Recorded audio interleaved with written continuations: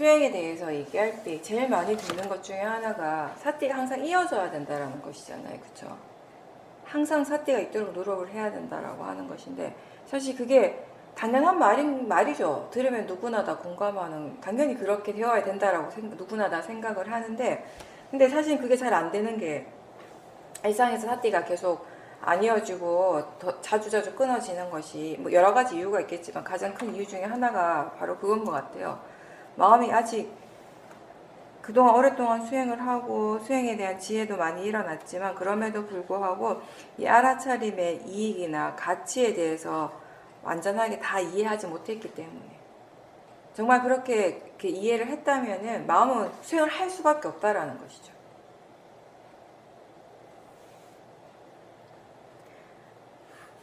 항상 일상생활 속에서도 항상 사띠가 있게 된다면은, 사띠가 지금보다 훨씬 더 자주 일어나게 된다면은 우리가 이제 많은 것들을 알게 되겠죠. 그러면서 어떤 상태에 대해서, 어떤 특정한 대상에 대해서, 어떤 특정한 상황에 대해서 마음이 항상 어떤 식으로 반응을 하는지, 이런 것들을 계속 보게 되는 것이에요. 그래서 그러면서 이런 상황 속에서 마음은 항상 이런 식으로 대상에 대해서 반응하고, 또 저런 상황에서 마음이 또 항상 저렇게 대상에 대해서 반응을 하고, 이런 것들을 계속 보면서 마음이 습관적으로 이렇게 반응하는 것들이 이제 조금씩 달라질 수 있게 되는 것이죠.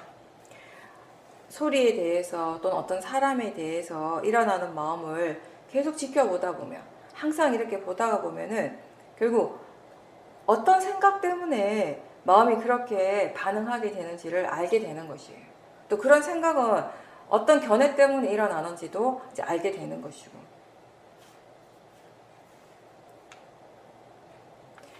탐심이 있을 때 마음은 어떻게 생각을 하고, 또 진심이 있을 때 마음은 어떻게 생각을 하고, 또 탐심이 없을 때는 마음이 어떻게 생각하고, 진심이 없을 때는 마음이 어떤 생각을 하고, 이런 것들을 계속 지켜봄으로 해서 우리가 이제 이런 번뇌의 마음의 성질에 대해서 이해하게 되고, 또 무엇보다도 번뇌가 왜 일어나는지에 대해서 바르게 이해를 하게 되는 것이에요.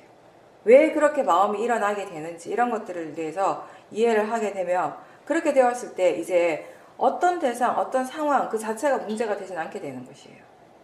왜냐하면 결국 번뇌가 일어나는 것이 대상 때문에 일어나는 것이 아니라는 것을 이해를 하기 때문인 거죠. 그리고 지난번에 인터뷰하다가 생각에 대해서 잠깐 얘기하실 때 몇몇 분이 망상이라고 하는 그런 표현을 쓰셨는데요. 우리가 이게 어떤 단어를 선택을 해서 쓰는가에 따라서, 사실 그거에 따라서 또 마음이 반응하는 것이 달라지기도 하거든요. 생각 이꼴 망상이에요. 그죠? 망상이 곧 생각이죠. 그죠? 근데 물론 우리가 생각이라고 하는 마음의 성질에 대한 분명한 이해가 있을 때에는 그걸 생각이라고 부르든 망상이라고 부르든 아무런 차이점이 없어요. 아무런 의미가 없어요. 그 생각하는 마음의 성질을 이해하고 있다면, 그 명칭이 가지고 있는 그 의미가, 그 관념적인 의미가 수행하는데 전혀 영향을 미치지 않는다라는 것이에요. 근데 아직 그런 실제에 대한 파라마타의 법에 대한 이해가 아직 충분하지 않을 때는 그 명칭에서 가지고 있는, 명칭이 지니고 있는, 그 내포하고 있는 그 의미에 대해서 마음이 반응을 하는 것이에요. 그죠? 그냥 단지 생각이라고 했을 때와 망상이라고 표현했을 때 마음이 다르게 반응한다라는 것이에요. 어쩌면 이 생각에 대해서 약간 부정적인 것이 있기 때문에 생각이라고 하지 않고 망상이라고 표현할 수도 있는 것이죠. 그죠? 망상이든 망상이 아닌, 보통 우리가 망상이라고 했을 때는 그렇게 썩 좋은 느낌이 아니잖아요. 그죠? 우리가 통증이라고 생각하는 것처럼, 통증이라고 뭔가 표현을 했을 때 그게 좋은 느낌이 아닌 것처럼, 망상이라고 했을 때, 그죠? 그러니까 그 생각의 내용이 본인 마음에 안 드는 거예요. 그죠? 근데 한번 생각해 보세요. 우리가 생각이라고 하는 그 그 파라마타에서 본다면은 좋은 생각, 나쁜 생각 따로 있습니까? 따로 없어요. 그냥 단지 생각하는 마음의 성질로서 다 같습니다. 그죠? 근데 이게 좋고 나쁨으로 우리가 구분을 했을 때, 그 왜 구분하는가 하면 생각의 내용을 보기 때문에. 그죠? 실제라고 하는 것은 그 내용이 아니라 생각하는 마음, 그 작용 그 자체예요. 일어나는 그 마음 작용 그 자체에는 좋고 나쁨이 없죠. 그냥 일어나는 성질일 뿐이죠. 작용하는 성질일 뿐인 것이에요. 거기에는. 그죠? 보는 것, 그 자체에 좋고 나쁨이 없잖아요. 들을 때, 들음이라고 하는 그 자체에 좋고 나쁨이 따로 없어요. 그냥 일어나는 성질일 뿐이지, 작용일 뿐이지. 생각도 마찬가지거든요. 그래서 여러분들이 은연중에 자기 자신이 그렇게 의도하는 것 같지는 않지만 그냥 어떤 말이 이렇게 나와요. 튀어나와요. 근데 어떤 단어를 사용하는가를 보면 그것에 대해, 그 대상에 대해서 마음이 어떻게 느끼고 있는지, 어떤 식으로 생각하는지가 그대로 드러날 때가 있다라는 것이죠. 생각이 일어날 때 만약에 마음이 멍하거나 생각이 내용에 빠져 있다면 그때는 모화가 있는 것이에요. 근데 생각이 일어날 때 생각하는 줄 알고 있고 그게 대상인 줄 안다면 그때는 지혜가 있습니다. 근데 생각하는 마음의 작용은 다 똑같아요. 생각하는 마음은 생각하는 마음이고 그게 모화도 아니고 지혜도 아니에요. 그거는. 그죠? 생각하는 마음이 화도 아니고 탐심도 아니에요. 그죠? 생각하는 마음은 생각하는 마음일 뿐이고요. 모화는 모화의 마음이고요. 지혜는 지혜의 마음이고 탐심은 탐심이고 진심은 진심의 마음인 거죠. 각각이 다 따로인 거죠. 그 생각을 알아차림할 때 가장 중요한 것은 뭐냐면 그 내용에 빠지지 않고 생각하고 있다라는 것을 알아차림하는 것이죠. 우리가 수행이 아직 많이 능숙하지 않을 때 생각에 대해서 알아차림할 때 우리 마음에서 알아지는 것들은 다 뭐냐면 소리라든지 어떤 이미지 같은 것이 전부였어요. 그죠? 그래서 그때는 생각이라고 하면 소리와 이미지로서 그냥 이미지가 생각이라고 그렇게 이해했을 수도 있습니다. 그렇죠? 그거는 뭐냐면 100% 마음의 관념을 대상으로 했다라는 것이거든요. 소리도 관념이고 이미지도 관념인 것이죠. 그렇죠? 근데 우리가 윗바사나 수행으로서 지켜봐야 할 대상은 그 소리도 아니고 이미지도 아니고 생각하는 마음 그 자체인 거죠. 다만 생각하는 마음은 그것을 대상으로 볼 때 거기에 이미 소리와 이미지가 함께 있는 것이죠. 생각하는 마음을 대상으로 알아차림할 때 그 생각하는 마음이 만드는 내용도 함께 보는 것이죠. 지금 어떤 내용의 생각을 하는가가 중요한 것이 아니라 마음이 지금 생각하고 있다는 것을 알아차림하는 것이 수행이라는 겁니다. 그렇게 볼 때 생각 따로 망상 따로 있지 않죠. 그냥 단지 생각하는 작용이 일어날 뿐인 거죠. 네, 보살님께서는 수행을 하다가 보면은 좀 힘이 들어가고 있다고 느껴지는 때가 있는데, 근데 이렇게 힘이 들어가고 있지만 또 동시에 그때 사마디와 지혜도 함께 있다라는 것을 알고 있었어요. 그래서 이제 어떤 상황인지 관심을 가지고 이렇게 봤을 때 그 마음이 대상 쪽에 좀 관심을 더 기울이고 그쪽으로 향하려고 할 때 이 마음의 관심을 대상이 아니라 수행하는 마음 쪽으로 알아차리는 쪽으로 돌리려고 하는 그런 위리아를 사용을 하고 있었고, 그래서 이렇게 힘이 들어가고 있었고, 그리고 그걸 전체적으로 지켜보고 있는 마음이 그때 이미 있었다라는 것을 나중에 알게 되었다라고 말씀하셨습니다. 지금 보살님의 질문의 요점은, 궁금한 것은 힘을 주고 있었다라고 느껴졌고, 그래서 그 느낌을 통해서 본인이 지금 수행이 뭔가 이렇게 잘못되고 있는가? 라고 그런 의심이 든다는 것이죠. 그죠? 근데 또 그게 잘못된 것 같지는 않은 게 분명히 사마디와 지혜는 일어나고 있으니까, 그래서 분명하게 이게 뭔지 잘 모르겠다라는 것이잖아요. 그죠? 근데 사실 답은 지금 보살님 스스로 얘기를 다 했어요. 무슨 말인가 하면, 네. 물론 우리가 수행하는 마음에 지혜 힘이 좋을 때는 힘이 들어가지 않죠. 들어가지 않지만 그게 힘이 전혀 들어가지 않은 채 마음이 정말 완전하게 알아서 수행을 할 수 있는 그런 상태일 때도 있지만 아닐 때도 많잖아요. 지혜가 있고 지혜가 있는 상태였을 때 그 지혜를 우리가 바르게 계속 그 지혜 상태를 계속 유지시키기 위해서 바르게 수행을 계속 유지시켜 나가기 위해서 위리아를 사용을 해야 되잖아요. 그죠? 근데 그 위리아가 항상 두 가지 부분이 있잖아요. 지혜 힘이 좋을 때 법이 알아서 마음이 알아서 이렇게 노력을 하는 것이 있는가 하면 또 내가 뭔가 의도적으로 이렇게 위리아를 사용해 줘야 되는 경우가 있어요. 근데 내가 의도적으로 위리아를 사용하는 것이 항상 잘못된 것은 아니잖아요. 때로는 그게 그렇게 할 필요가 없는데 그렇게 한다면 그게 잘못됐고 그것 때문에 마음의 균형이 깨지겠지만 그게 필요해서 할 때도 있거든요. 사실 그럴 때가 많죠. 그죠? 오히려 문제가 되는 건 뭐냐면 지금 어느 정도 내가 하는 위리아가 이렇게 필요한데 그렇게 지금 마음을 미세하게 들여다보지 못하고 이런 위리아가 필요하다는 걸 스스로 자각하지 못해서 마음의 균형이 깨져버린 경우들이 있거든요. 그죠? 근데 이제 지금은 보살님이 말씀하신 대로 수행을 하고 있고 그리고 그렇게 수행하고 있는 마음을 뒤에서 지켜보는 마음도 있는 것이에요. 이 마음이 알고 있어요. 판단을 해요. 지금 마음의 상태가 어떻고 지금 수행하는 마음이 이 알아차림 쪽보다 대상 쪽으로 자꾸 기울어지려고 하고 있다는 것을 느끼고 있기 때문에 알기 때문에 그럴 때 조금 위리아를 조금 더 쓸 수 있는 것이죠. 그죠? 그렇게 해서 수행을 바르게 하는 방향으로 나가고 또 마음의 균형이 깨지지 않고 계속 사마디가 유지되고 있다면 그런 마음의 상태가 계속 유지되고 지혜도 일어나고 있다면 문제될 건 없어요, 보살님. 그리고 힘이 들어간다고 느끼는 것도요, 굉장히 상대적이에요. 무슨 말인가 하면 마음의 힘이 별로 좋지 않을 때에는 굉장히 많이 힘을 주고 있어도 힘을 주고 있다는 자체를 모르거든요. 근데 마음의 힘이 굉장히 좋을 때는요, 조금만 힘을 줘도 힘이 들어가고 있다는 걸 금방 알아요. 무슨 말인지 아시겠죠? 근데 그렇게 힘이 들어가고 있다는 걸 알 때 그 힘을 주는 것 때문에 내가 뭔가 이렇게 개입하는 그 위리아가 너무 위리아 쪽에 너무 힘이 들어가가지고 마음의 균형이 깨진다면 다시 해야 돼요. 거기서. 근데 그렇지 않잖아요, 지금. 그럼 크게 문제될 것이 없는 것이에요. 그러니까 이게 마음의 힘이 좋아질수록 알아차려지는 대상은 자연스럽게 미세해질 수밖에 없어요.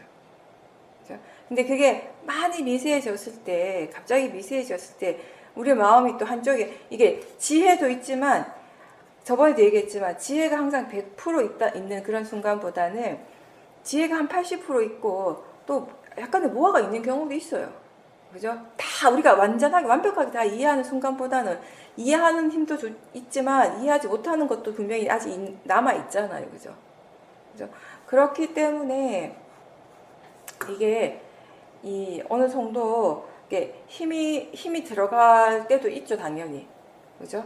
근데 그거가 이 힘을 조금 수행을 하다가 조금 지금 순간에 조금 바로 앞의 순간보다 지금 순간에 조금 힘을 더 주는 것이 내가 막 수행을 더 잘하고 싶어서 이 수행의 상태를 계속 유지하고 싶어서 하는 그런 것이 아니라 마음이 그렇게 알아서 판단을 해서 힘을 주고 있다면 크게 상관은 없죠.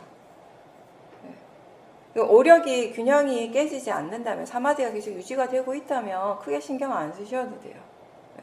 힘주는 것이 잘못된다면 사마디도 금방 깨져버리거든요.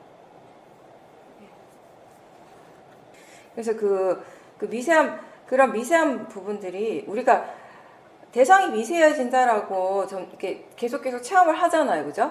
그런 미세한 마음들을 그냥 체험을 해요. 체험을 하는데 이게 지혜가 100% 있는 것이 아니라 약간의 아직 모아가 함께 일어나고 있을 때에는 이 미세한 마음들이 일어나고 있을 때 이게 익숙하지 않은 거예요. 잘 이렇게 체험해보지 않은 것이 일어날 때 예전에 지금은 그런 경우가 잘 없지만 예전에 통찰지가 처음 일어났을 때 그럴 때는 지혜가 일어날 때마다 마음이 깜짝깜짝 놀랬잖아요. 그죠? 깜짝 놀라고 또 어떨 때는 지혜가 일어났는데 그게 지혜인지도 모르고 내가 수행을 뭔가 잘못하고 있나라고 생각할 때도 있어요. 의심할 때도 있었어요. 그죠? 그런 것처럼 이런 미세한 대상이 굉장히 미세해졌을 때 지혜의 마음은 그걸 이제 당연하게 자연스럽게 받아들일 수 있지만 모하의 마음은 아직 그것에 대해서 익숙하지 않은 거예요. 그래서 뭔가 이렇게 의심을 할 수도 있죠.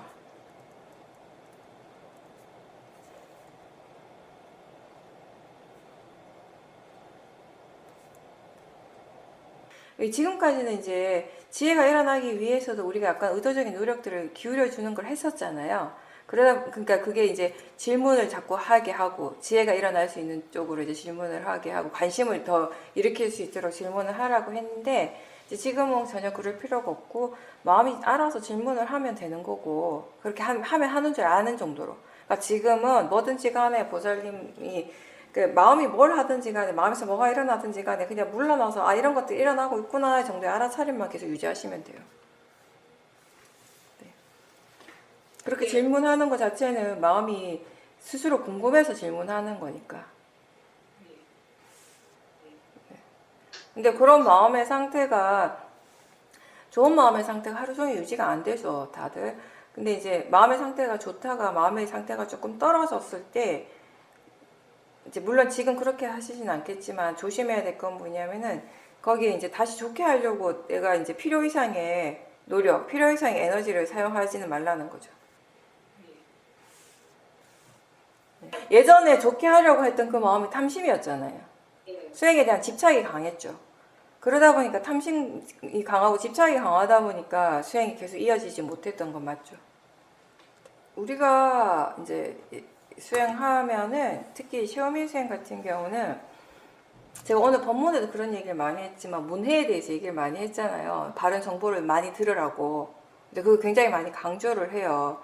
왜냐하면 우리가 어떤 일을 할 때 그 일을 어떻게 해야 되는지, 그 일을 왜 해야 되는지, 그 일을 어떻게 하는 것이 바른 것인지, 이런 것들 다 알고 시작을 해야 될 거 아니에요. 모르고 시작을 할 수가 없잖아요, 사실은. 그죠? 맹목적으로 할 수는 없잖아요, 수행이라고 하는 것을. 그래서 바른 수행에 대한 바른 정보를 많이 들으라고 합니다. 많이 들으라고 하는데, 물론 사람들마다 개인적인 어떤 이제 차이는 있어요. 무슨 차이냐면, 어떤 말을 들어서 똑같은 말을 듣지만 그 말의 의미를 잘 이해하는 사람이 있고, 금방금방 이해하는 사람이 있고, 그 이해가 조금 시간이 걸리는 사람들이 있어요. 그건 개개인의 차이인데, 어떤 사람들은 그런 말을 들으면 빨리빨리 이해를 해요. 제가 항상 하는 말이 있잖아요. 이 수행에 대한 바른 정보들을 들어보면 다 좋은 말이고, 다 옳은 말이에요. 틀린 말 없잖아요. 당연히 그런 거예요. 당연히 들어보면 당연한 거예요, 다들. 그러니까 그렇지라고 받아들이게 돼요. 근데 어떤 사람들은 그런 것들을 들었을 때 어떤 뭔가 이렇게 지식적으로라고 할까, 지적으로 이렇게 이해하는 것이 빠르거든요. 그죠? 그러면 그 순간에는 본인이 그것에 대해서 이해했다라고 생각을 해요. 물론 이해를 또 안 한 건 아니에요. 어느 정도는 이해한 부분들이 이제 굉장히 표피적인 이해가 생겼죠. 그죠? 그래서 그때는 수행하는 것이 막 되게 재미있고 수행에 대한 관심도 많이 생겨요. 본인이 뭔가를 이렇게 막 새롭게 알게 되는 것들이 많으니까. 들으면 듣는 것들이 막 알아지니까. 내가 안다라고 생각하니까 막 재밌는 거예요, 수행하는 것이. 근데 이제 문제는 뭐냐면, 이제 그게 전부가 아니라는 것이에요.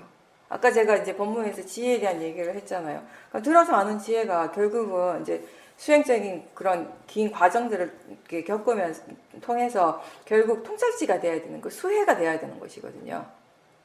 근데 이거는 진짜 수준이 완전히 다른 거예요.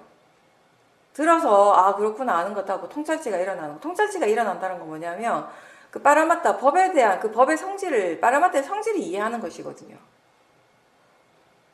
우리가 자주 얘기하는 그거잖아요. 생각하는 그 마음의 성질을 이해하는 거. 뭔가를 느낄 때 차갑고 뜨거운 것을 우리가 누구나 다 알죠. 차갑고 뜨거운 것을 이해하는 것이 아니라 뭐예요? 이 느끼는 성질 그 자체를 이해하는 거. 그런 것들이 통찰지가 되는 거예요. 그건 쉽지 않거든요. 그거는 머리로 하는 것이 아니에요. 머리가 좋다고 해서 통찰지가 쉽게 일어나고 빨리 일어나는 건 아니에요. 오히려 제가 볼 때는 통찰지가 잘 일어나기 위한 기본적인 조건 중에 하나는 마음이 순수해야 되는 거죠. 깨끗해야 되는 거죠. 번뇌가 적어야 되는 거죠. 근데 이제 이게 보면 들어서 뭔가 이렇게 수행에 대해서 많이 들었을 때, 이렇게 내가 이해했다라고 그렇게 생각했는데, 그럼에도 불구하고 이제 이게 일상생활 속에서 적용이 안 되는 거예요. 그런 정도의 지혜는.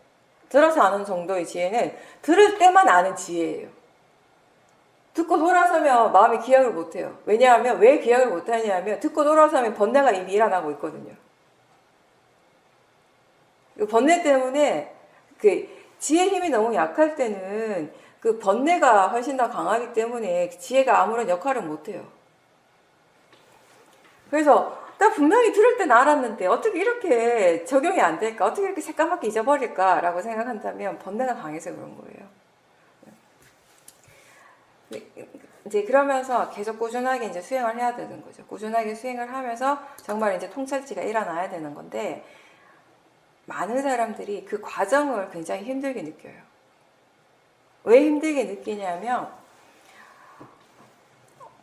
본인이 이미 알았다고 생각했는데, 그죠? 이미 다 이해했다라고 생각했는데, 그게 아니잖아요. 그죠? 그러니까, 이게 처음 수행을 할 때 뭔가 막 이해하는 순간들, 다 알았다라고 하는 그런 순간들이 자기한테 굉장히 좋은 기억으로 남아있는 거예요. 근데 지금 뭔가를 새롭게 시작을 하려고 하니까 이제는 지금은 알아지는 건 하나도 없고 계속 번뇌만 일어나는 거예요. 가슴이 터질 거예요. 답답해가지고. 왜 그런지 도대체 이해가 안 되는 거예요. 그 자체가. 그 자체가 도대체 받아들여지지가 않는 거예요. 용납이 안 되는 거예요. 용서가 안 되는 거지, 쉽게 얘기해서. 그러니까 수행하는 마음이 온통 화로 가득 차, 분노로 가득 차는 거예요. 처음에는 이제 탐심이었다면 이제 화로 가득 차는 거예요.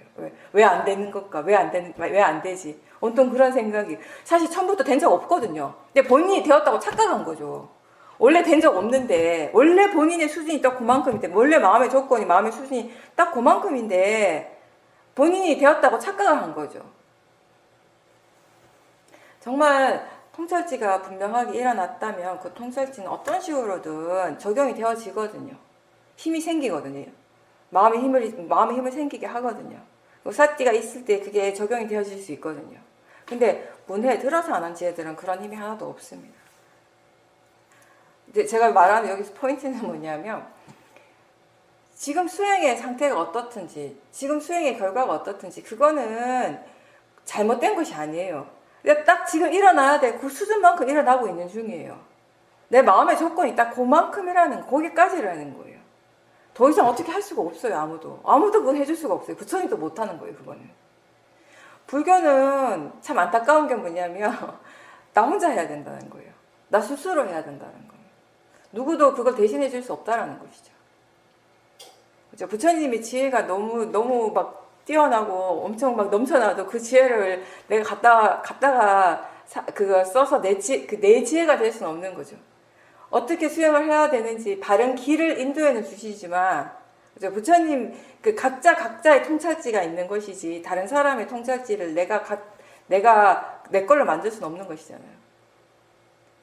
통찰지라고 하는 거는 오로지 내가 스스로 수행을 해서, 혼자 수행을 해서 일어날 수 있는 것이기 때문에.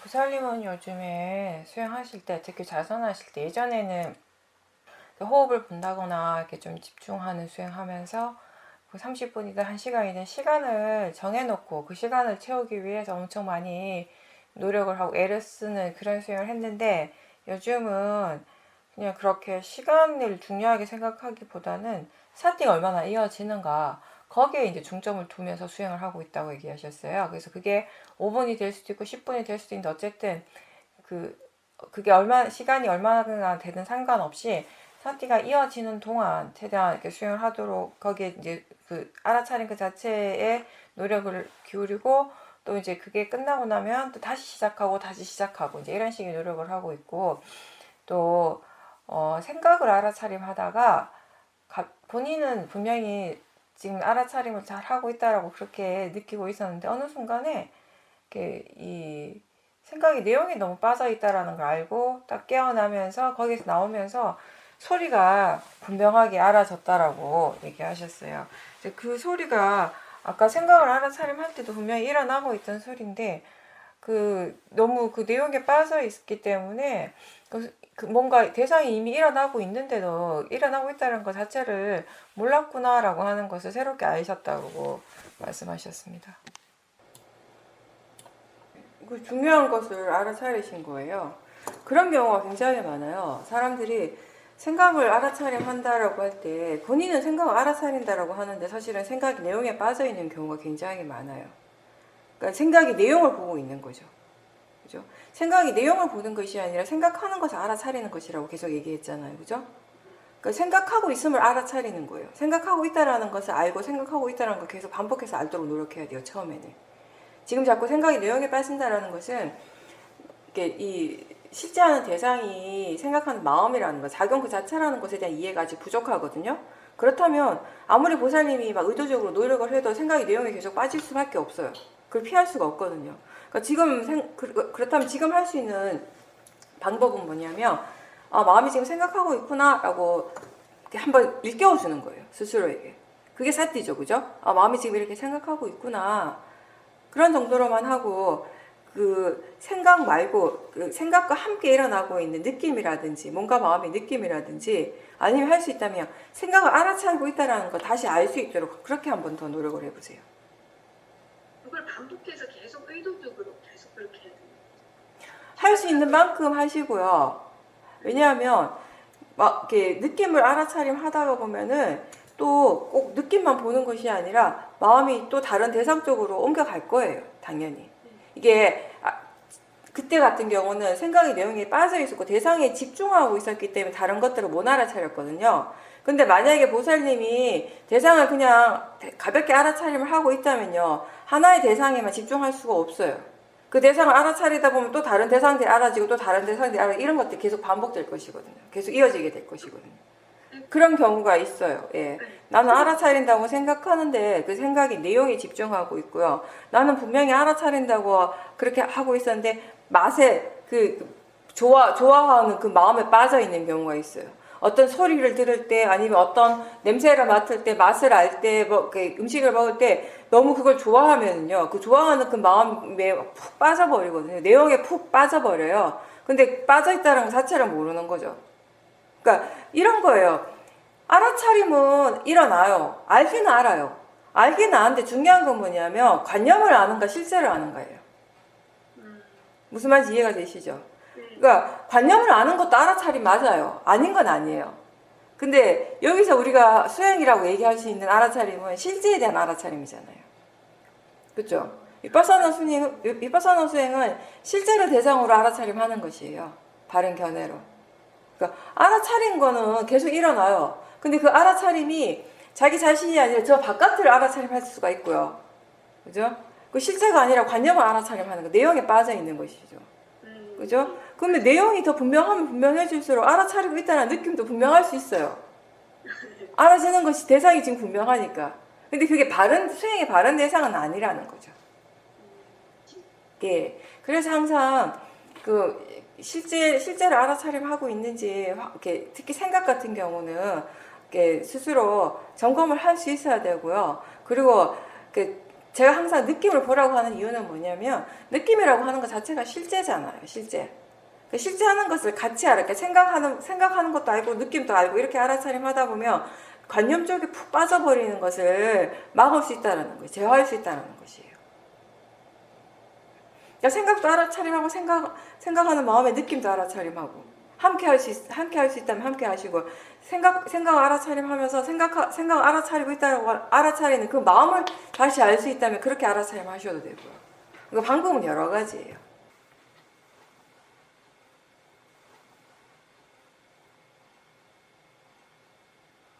마음이죠. 알아차림 자체가 마음이죠, 당연히.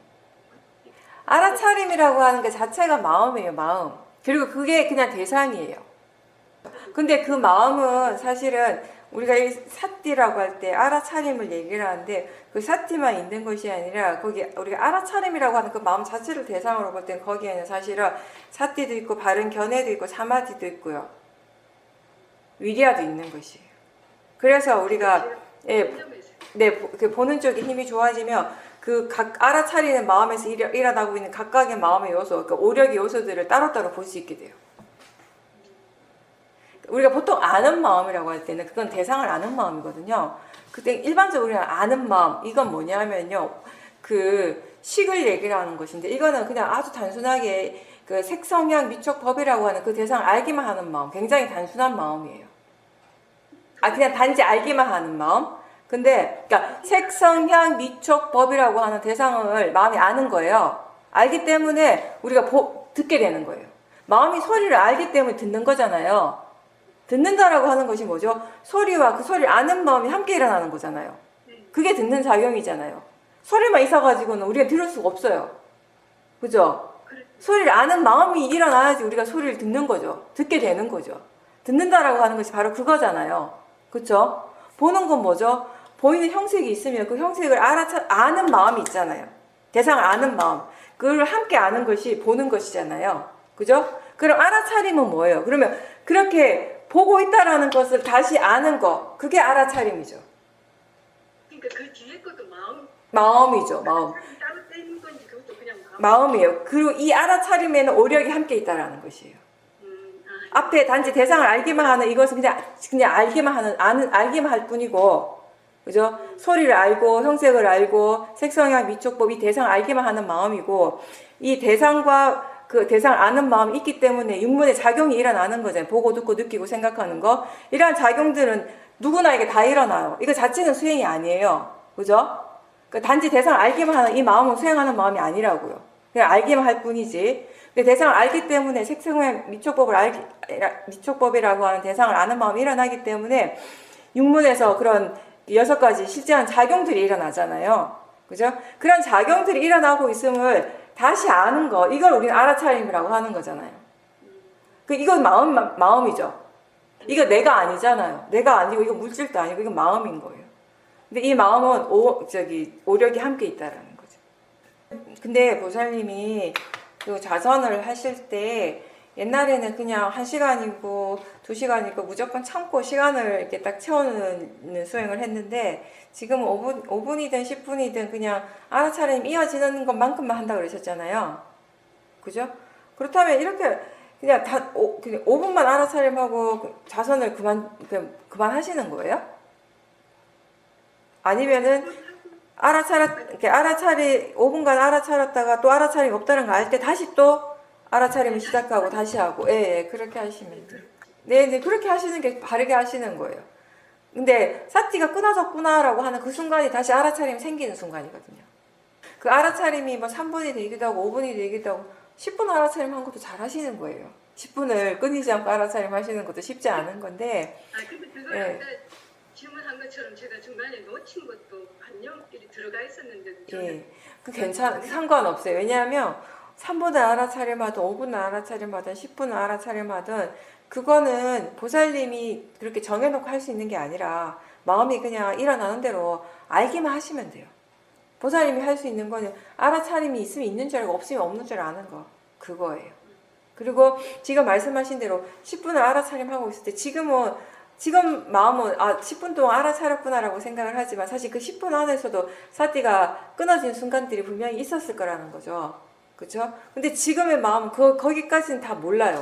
모르지만 계속 알아차리고 하면서 사티하는 마음의 힘이 충분히 좋아지면 그 10분 안에서도 또 사티가 끊어지는 순간들을 또 빨리빨리 캐치를 하게 되죠. 근데 그거는 내가 애를 써서 되는 게 아니라 마음이 그럴 만큼 조건이 갖춰졌기 때문에 그냥 되어지는 것이에요. 수행은 항상 내가 하는 것이 아니라 그렇게 되어지는 것이거든요. 그렇게 되어질 수 있도록 조건을 계속 우리가 갖춰가는 일을 하는 것이에요.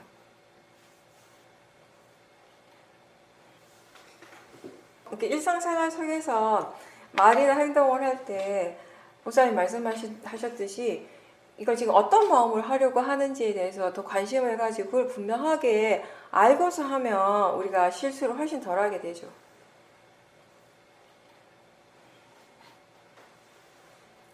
일어나는 것을 대상으로 지켜보고 뭔가 마음에서 일어나는 것들이 결국 내가 아니라는 것을 이해할 때, 즉 자연적 이치라는 것을 이제 이해하게 되었을 때, 그때 우리가 어떤 마음이 일어나더라도 그걸 나하고 동일시하지 않고 그냥 대상으로 지켜볼 수 있는 힘이 생기거든요. 그랬을 때 어떤 말이든 어떤 행동이든 지금 어떤 마음으로 하려고 하는지를 분명하게 알고 하게 되는 거죠. 예전에는 다 그런 것들을 내가 한다라고 생각했었잖아요. 내가 하고 싶어서 하고, 내가 하기 싫어서 안 하고, 그죠? 내가 말을 하고, 내가 행동을 하는 것이었다면, 지금은 그게 마음의 일이라는 것을 많이 이해를 한 거죠. 마음의 일이고, 그 마음이 곧 대상이잖아요. 그 지금 어떤 마음으로 하고 있는지 우리 충분히 알 수 있잖아요. 그래서 그걸 알아차림함으로 해서 좀 더 바르게 행동하고 바르게 말을 할 수 있게 되는 거죠. 그게 곧 지혜죠. 지혜는 우리를 바른 방향으로 나가게 하는 거거든요. 자연스럽게. 그렇게 하는 것이 곧 또 계를 지키는 것이기도 하고요.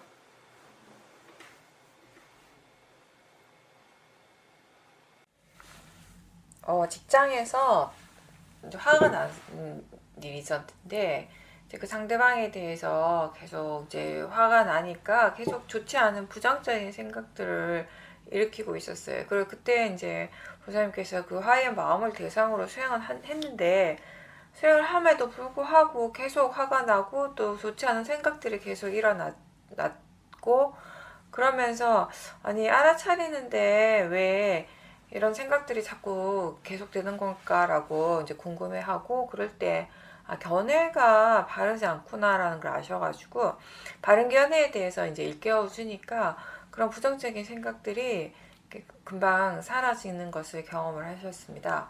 그러면서 수행에서 바른 견해라고 하는 것이 정말 중요하다라는 것을 이번에 한번 체험을 하셨다라고 말씀하셨습니다. 그렇죠. 우리가 화가 날 때 내가 화가 났다라고 생각을 하고 그리고 또 그러면서 그 화가 왜 일어나는지 화의 내용에 대해서 계속 생각을 하게 되면 화가 점점 커지게 돼요. 그렇죠? 근데 그냥 마음이 일어났다라고 할 때 내가 화가 난 것이 아니라 그냥 단지 마음이 일어났고 그 화의 마음이 그냥 대상일 뿐이다라고 할 때 그 실제 하는 것을 바로 대상으로 볼 때 마음이 그 내용 자체에 대해서 생각을 안 하거나 덜 하게 되잖아요. 그러므로 해서 이제 화가 어떤 일 때문에 화가 났어요. 화가 났는데 우리가 그것에 대해서 생각을 딱 멈추면 화도 멈출 것 같은데 그게 잘 안 되잖아요. 화가 났는데 또 우리가 또 힘든 건 뭐냐면 그 화가 난 일에 대해서 마음이 계속 생각을 해요. 근데 생각을 하면 할수록 점점 더 화가 나는 경우가 더 많죠. 화가 더 커지게 되는 거죠. 근데 이제 관념을 대상으로 하면 그렇게 되는데 번뇌가 점점 더 커지게 되는데 실제 하는 것을 대상으로 할 때, 그 마음 자체를 대상으로 할 때 화의 마음이 일어났다는 걸 알고 그 마음과 그리고 그때 일어나는 그 뭔가 마음의 느낌 실제를 대상으로 볼 때 마음이 내용 자체에 대해서 생각하지 않을 때 그때 화가 더 이상 커지지 않거든요. 그런 체험을 함으로 해서 보사님 스스로 왜 바른 견해가 중요한지, 왜 바른 견해로서 수행을 해야 하는지를 스스로 이해할 수 있었다면은 그게 이제 그 지혜가 되는 겁니다. 그리고 그렇게 우리가 바른 견해가 중요하다라는 얘기를 아무리 많이 반복해서 듣는 것보다요, 본인이 수행을 통해서, 수행적인 체험을 통해서 본인이 스스로 깨치는 것, 이해하는 것이 훨씬 더 힘이 생기는 거예요.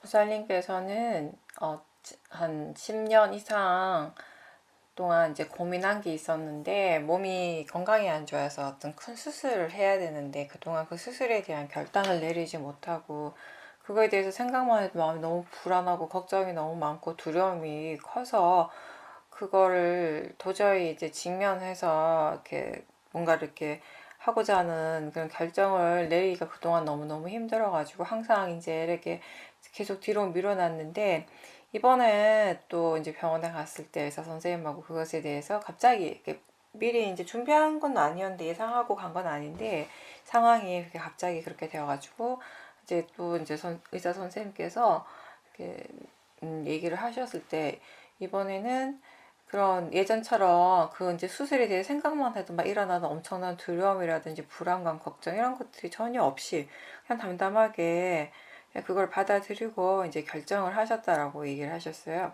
그래서 이제 스스로 굉장히 이제 놀라운 건데 이거는 너무 오랜 세월 동안 본인한테 굉장히 힘든 일이었고 그래서 그동안 결정을 할 수가 없었는데 물론 이제 그게 자기 자신에 대한 어떤 그런 집착이라는 거 또 이제 알고는 있지만 그걸 이제 결정할 수가 없었는데 수행을 그동안 계속 해왔고, 이제 그러면서 마음이 많이 이제 달라졌고, 그 일어나는 것들을 나하고 이제 좀 분리해서 볼 수 있는 그런 힘도 이제 수행을 통해서 생기고 해서 그런지, 이제 이번 같은 경우는 그냥 예상하지 못했던 거였지만, 갑자기 그냥 병원에 가서 그렇게 하게 된 건데 전혀 당황하지 않고 또 예전처럼 막 그렇게 크게 두려워하거나 걱정하거나 불안한 마음 없이 그냥 담담하게 그걸 받아들이고 그 결정을 하고 있는 자기 자신을 보면서 이런 게 정말 수행의 이익이라는 것을 다시 느끼셨다고 말씀하셨습니다. 사실 보살님은 몸이 많이 이제 편찮으신 거, 아픈 거가 그동안 계속 수행의 주된 대상이었어요. 그쵸? 근데 우리가 몸이 아플 때 마음에서 거의 자동적으로 함께 일어나는 것이 뭐냐 하면 사실은 두려움이거든요. 불안감. 예. 큰 병이 아니라도 우리 좀 별거 아닌 거 같지만 그래도 병원을 가거나 이러면은 누구나 다 크던 작던 두려움을 느끼잖아요. 그죠? 그러니까 걱정이 있고 두려움이 있다라고 하는 건 사실은 그 밑에 뭐가 있냐면 집착이 있기 때문이거든요. 우리가 집착하기 때문에 거기에서 두려움이 생기고 걱정이 생기고 불안하게 되는 것이에요. 그죠? 그러니까 보살님은 물론 스스로 본인이 이제 집착이 있다는 거 알죠. 그리고 그 집착은 사실 보살님한테만 있는 것이 아니라 우리 모두에게 다 일어나는 것이에요. 나라고 하는 그 존재에 대한 집착인 것이거든요. 그렇죠? 그 죽음에 대해서 누구나 다 두려워하는 것이고 이게 항상 그 보살님이 그 중요한 결정을 한다라고 하는 것이 항상 이 죽음이라고 하는 것과 바로 연결되어 있기 때문에 보통 사람들이 느끼는 그런 두려움이나 걱정보다 훨씬 더 클 수밖에 없는 것이에요. 당연히 그건 당연한 것이고 이제 몇 년간 보살님이 계속 수행하시면서 사실 그 마음이 집착이라는 거, 그 두려움, 그러니까 집착 때문에 계속 두려워하고 그 결정을 해야 됨에도 불구하고 결정을 할 수 없다라는 거 알고는 있었어요. 그죠? 마음에서 어떤 것들이 일어나고 있다라는 것은 다 알기는 아는데 사실은 아는 것만으로는 충분하지 않기 때문에 그동안 이제 결정을 못한 거였죠. 그런 마음이 집착이 있다라는 거 분명하게 알고 집착 때문에 두려워하고 불안해한다라는 거 분명하게 알고는 있지만 그렇지만 그것에 대해서 어떻게 해야 하는지 어떻게 하는 것이 나를 위한 것인지 진짜 이익이 있는 것인지에 대해서는 마음이 아직까지 거기까지의 지혜가 충분하지 않으니까 결정하기가 힘든 거였죠. 그렇죠? 이제 보살님이 그동안 수행하면서 일어난 그 어떤 것보다 이번에 그 지혜의 그런 이제 그 이익을 봤다라고 하는 건 뭐냐면은 아마 그런 집착에 대해서 지금까지 계속 일어나고 있었던 그런 집착에 대해서 마음이 이전과는 다르게 많이 이해를 했기 때문에 가능한 것이라고 생각을 하거든요. 그죠?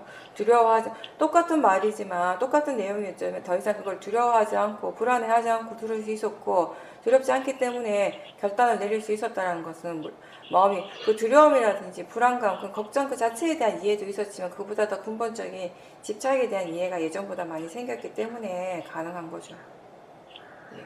근데 물론 그런 결정을 하는 것도 어렵지만 쉽지 않은 일이었지만 또 앞으로 보살님한테 일어날 일들도 결코 쉽지 않은 일들일 거예요. 그죠? 몸으로 느껴지는 것들도 물론 힘든 것이겠지만 그와 더불어서 마음이 또 굉장히 많이 힘들어질 수 있으니까 근데 결국 그거를 극복할 수 있는 것은 지금처럼 수행을 하는 것밖에 없죠. 그죠? 보살님 스스로 그거에 대해서 또 충분한 이해를 하고 계시니까 더 열심히 수행을 하실 거라고 생각을 합니다. 계속 반복해서 하는 얘기지만 그냥 하는 것이 아니라 정말 보살님한테는 이게 진짜 간절하게 필요한 말인데 지금 일어나는 모든 것들은 결국 보살님한테는 대상이에요. 그죠? 대상이고 그리고 어떤 것이 일어나더라도 결국 일어나야 할 것이 일어나는 것이거든요. 그죠? 근데 그거를 어떤 마음으로 받아들이는가에 따라서 내가 편안할 수도 있고 정말 괴로울 수도 있는 것이에요. 지금 이번에 가장 이제 달라진 거는 뭐냐면 마음이 일어나는 것을 자기 자신에게서 지금 일어나고 있는 것을 있는 그대로 받아들이게 되었다라는 것이에요. 그렇게 받아들이고 나니까 일단 받아들이고 나니까 이전과 훨씬 다른 그런 편안함이 이렇게 생겼잖아요. 그죠? 네. 그럼 지금 이거를 이 체험을 바탕으로 해서 앞으로도 계속 앞으로 일어날 일들에 대해서도 똑같이 계속 수행을 해 나가시도록 노력을 하셔야 돼요. 다른 어떠한 것보다 지금 보살님한테는 정말 정말 좋은 수행의 대상이 계속 일어나는 것이니까. 그리고 네. 다른 어떤 사람들보다 수행을 하지 않으면 안 되기 때문에 지금 무엇보다도 사실은 수행자한테 굉장히 그 중요한 것 중에 하나가 뭐냐면 절실함이거든요. 네. 그 절실함이 수행을 또 계속하게 하는 힘이 되는 것이에요. 그 절실함이라고 하는 것이 탐심에 의한 것이 아니라 정말 수행밖에 할 수 없고 수행 말고는 이렇게 나한테 도움이 되는 것이 없다라는 것을 분명하게 이해하기 때문에 마음이 절실해지는 거예요. 수행하는 것에. 지금 그렇게 본인이 이렇게 예상하지 못할 정도로 그렇게 편안하게 받아들일 수 있었던, 결정할 수 있었던 그거 자체가 지혜예요. 그렇게 판단하고 그렇게 결정하고 그렇게 사인하고 했던 것이 보살님이 한 게 아니라 마음이 한 거예요. 지혜가 있기 때문에 그렇게 편안할 수 있었어요. 만약에 그렇지 않았다면 사인을 하긴 해도 그때 지혜가 없었다면은 하고 나서도 계속 불안하고 불편할 거죠. 하겠죠. 그쵸? 네. 한번 잘 생각해 보세요. 그게 그 사인을 할 때에도 이전과는 다르게 마음이 편안했고, 그 사인을 하고 난 다음에도 내가 그렇게 할 수 있었다는 것에 대해서 스스로 지금은 그게 만족스럽고 편안한 느낌을 가지고 있다면은 그게 바로 지혜인 거죠. 그때 지혜가 없이 했다면은 할 때도 힘들었겠지만 하고 난 다음에 더 힘들 수 있거든요. 계속 후회하게 되고 내가 한 선택에 대해서 계속 마음이 자꾸 계속 반복해서 생각할 때마다 또 후회하고 이런 것들이 계속 그게 정말 힘든 거거든요. 마음이 괴로운 것이 마음이 괴롭다라고 하는 게 딴 게 아니라 그런 것들이 마음이 괴로운 것이잖아요. 그죠? 그리고 마음이 힘들고 괴로우면 그게 또 몸의 상태, 몸의 컨디션에 영향을 미치게 되고요. 그렇게 연결되는 것이니까. 그렇죠? 근데 우리가 진짜 그동안 자주 들은 말이지만 다시 한번 반복해서 얘기를 한다면은 수행을 해서 우리에게 어떤 이익이 되는 것, 좋은 결과가 일어나는 것은 뭐냐면 그 결과 자체가 일어나는 일 자체가 내가 원하는 대로 되어지는 것이 아니라 어떤 것이 일어나더라도 일어나는 그 자체를 마음이 인정하고 받아들이는 자연적 이치로서 수용하고 받아들이는 것, 그게 우리가 지금 하고 있는 이 수행의 가장 큰 이익인 것이죠. 그런 마음의 힘이 생긴다라는 거. 그 마음의 힘을 보살님이 이번에 경험하신 거죠. 그리고 한번 그렇게 지혜가 어떤 힘을 가지는지, 그 지혜가 있음으로 해서 얼마나 그게 나 자신에게 이익이 되는지를 이번처럼 그렇게 한번 경험을 하고 나면요, 마음이 더 수행을 하는데 더 큰 원동력이 되는 거죠. 그거 자체가. 그런 체험 자체가. 그렇죠? 항상 그 부분을 생각을 하세요. 그냥 지혜라고 하는 것은 무엇이 일어나더라도 일어나는 그거 자체를 인정하고 받아들이는 힘이라는 거. 내가 어떤 것을 원하는지 그것에 대해서 자꾸 생각하면 생각할수록 마음은 더 불안해지고 불만족스러워질 수밖에 없거든요. 근데 무엇이 일어나더라도 일어나는 그것이 있는 그대로 받아들이겠다라고 하는 그 마음가짐이, 그런 마음의 자세 자체가 나를 편안하고 행복하게 해주는 것이에요.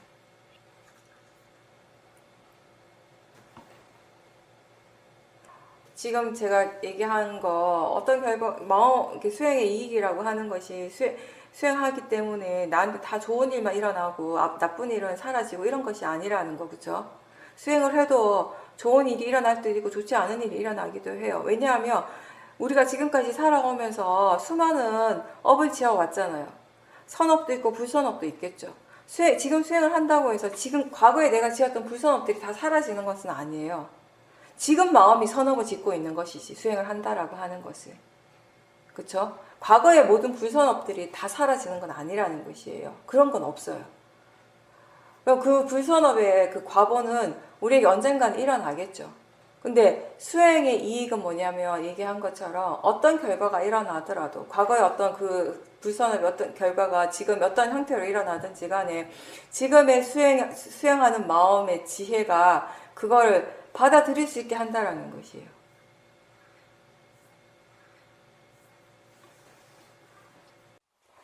보살님께서는 요즘 몇 달째 계속 불교와 현대 과학이 서로 어떻게 이렇게 비슷한지, 서로 어떤 식으로 이제 연결되어 있는지, 이렇게 부처님 말씀이 지금 현대 과학으로서 어떻게 해석되어질 수 있는지, 어떻게 보면 어떻게 증명될 수 있는지, 이제 그런 부분들이 너무 흥미롭고, 그런 부분들을 이렇게 보는 것이 너무 재밌어가지고 유튜브도 많이 보고 있고, 그러다 보니까 계속 그거 관련된 생각들이 이제 일어나고 있다라고 말씀하셨어요.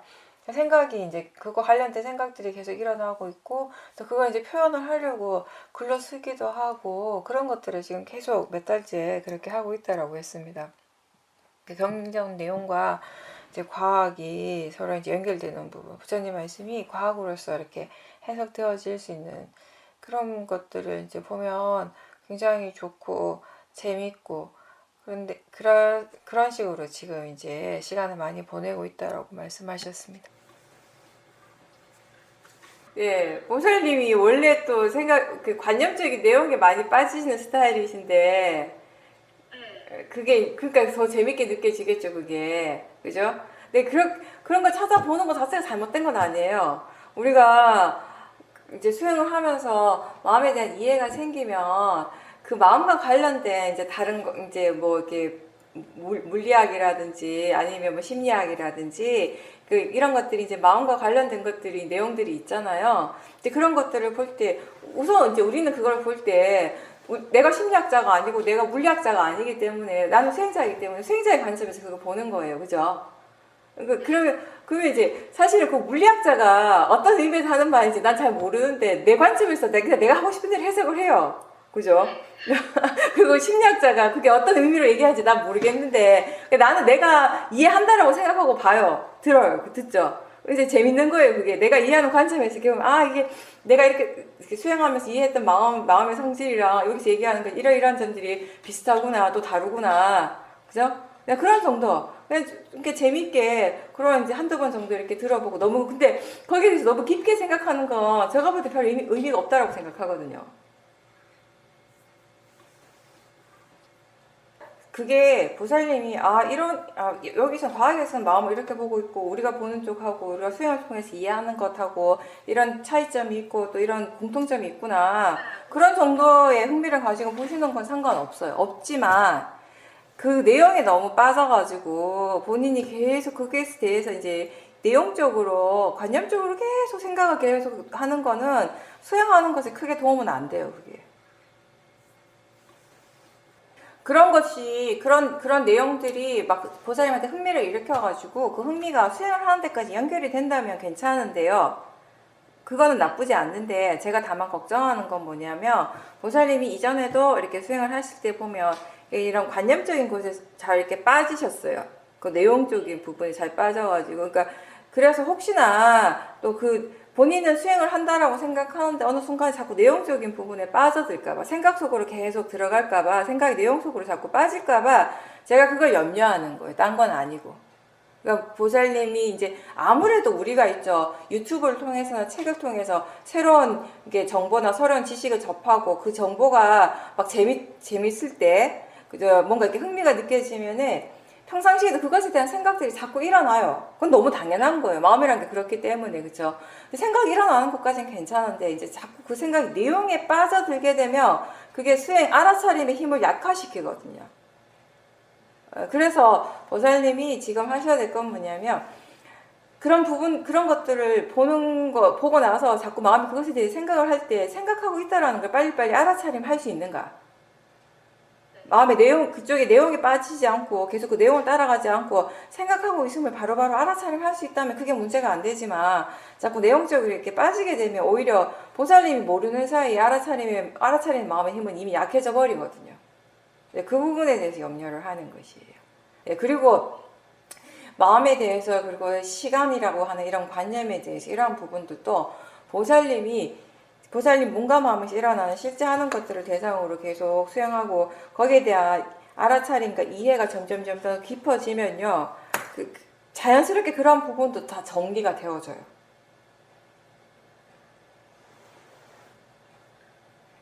네, 이게 어떤 것을 보고 듣고 하더라도 그게 이제 수행하는 데서 방해가 된다면은 보살님이 그 어느 정도 이렇게 스스로 그 컨트롤 할 수 있어야 되는 거죠. 계속 끌려가지 말고. 그런 정도로 하시면 되는 거죠. 근데 때로는 그런 부분들이 수행하는 마음에 흥미를 더 돋워주고 수행하는 데 도움이 되기도 하거든요. 근데 적절하게, 그 적절한 선을 잘 유지를 한다면은.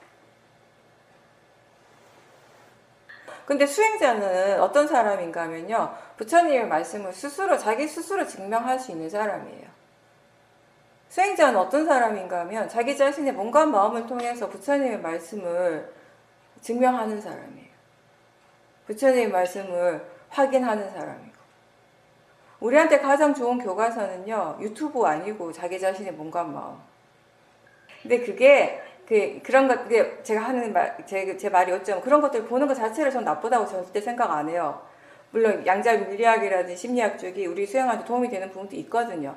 근데 내용적인 부분이 너무 빠지면서까지 해서는 안 된다는, 그렇게 할 때는 오히려 수행에 방해가 된다는 거죠. 네, 그럼 오늘 여기까지 하고 마치겠습니다. 네, 수고하셨습니다.